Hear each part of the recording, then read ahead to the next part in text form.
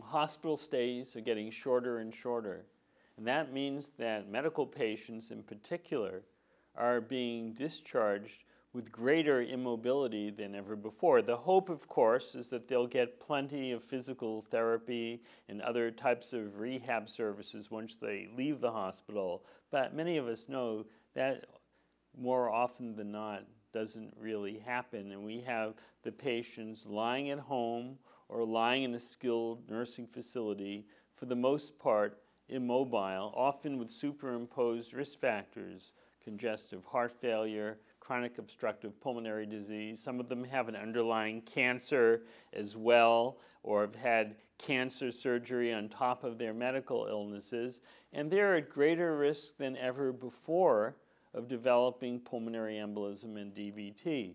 And these are the patients that we in the future are going to put a lot more focus on, because I think the clinical researchers have really spent most of the time dealing with the low-hanging fruit of research, namely the hospitalized patient, where acute pulmonary embolism happens in front of the entire medical staff, and it's very dramatic, with the nurses and the pharmacists and the doctors trying to do cardiopulmonary resuscitation.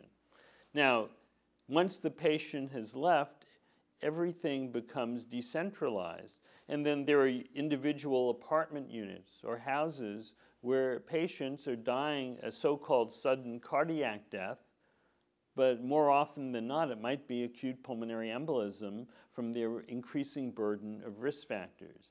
And here's where we need to intervene. We need to ask, what can we do as healthcare professionals to lower this burden of disease in the community, where 3 out of every 4 episodes of venous thromboembolism occur?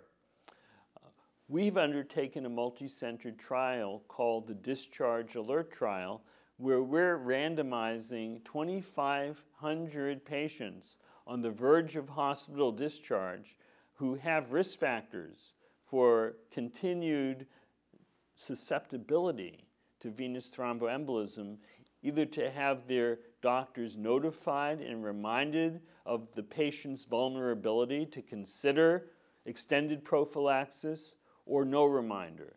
And we're going to be following each of these 2,500 patients for 90 days to determine whether symptomatic venous thromboembolism occurs. And I expect in another year or 18 months from now, we'll have a firm yes or no answer whether discharge notification can actually reduce the development of so-called community-acquired DVT or pulmonary embolism.